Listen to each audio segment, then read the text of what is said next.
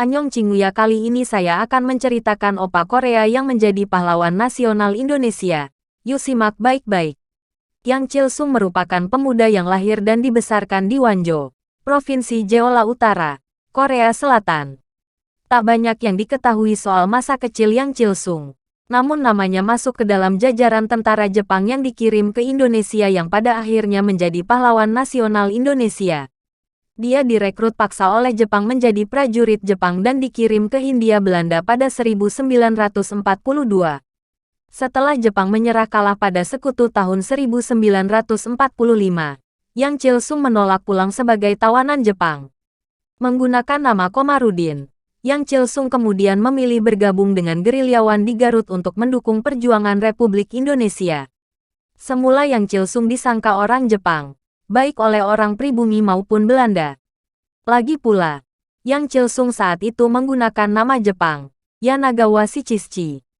Dia bersama dua rekannya, Hasegawa alias Abu Bakar dan Masahiro Aoki alias Usman yang asli orang Jepang, bergabung ke dalam pasukan Pangeran Papak, markas besar gerilya Galunggung MBGG, pimpinan Mayor Kosasih, yang bermarkas di Wanaraja, Garut.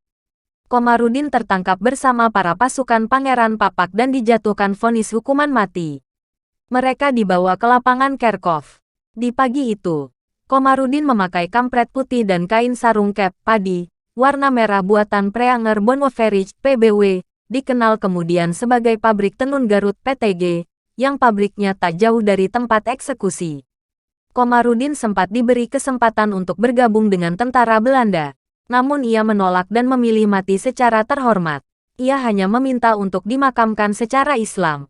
Sebelum suara tembakan menggema di udara, Komarudin sempat berteriak, "Merdeka!" Semula mereka dimakamkan di pemakaman Pasir Pogor. Sebagai penghormatan atas jasa-jasanya, jasad mereka kemudian dipindahkan ke Taman Makam Pahlawan Tenjolaya tahun 1979. Dalam The Kyunghyang Shinmun disebutkan Yang Chil-sung dimakamkan di TMP Kalibata, Jakarta. Pada saat menjadi tahanan sebelum dieksekusi mati, diketahui pihak Belanda bahwa Komarudin sesungguhnya orang Korea.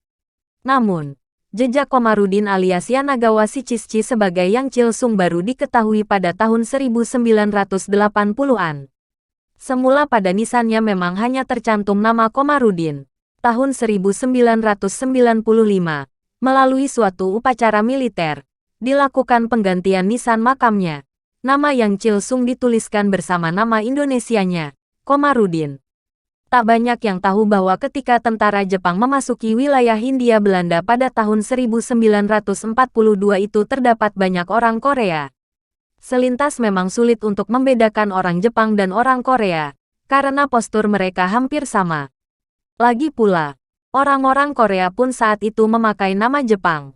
Semasa kekuasaan Jepang di Korea, warga Korea memang dipaksa berganti nama seperti nama orang Jepang.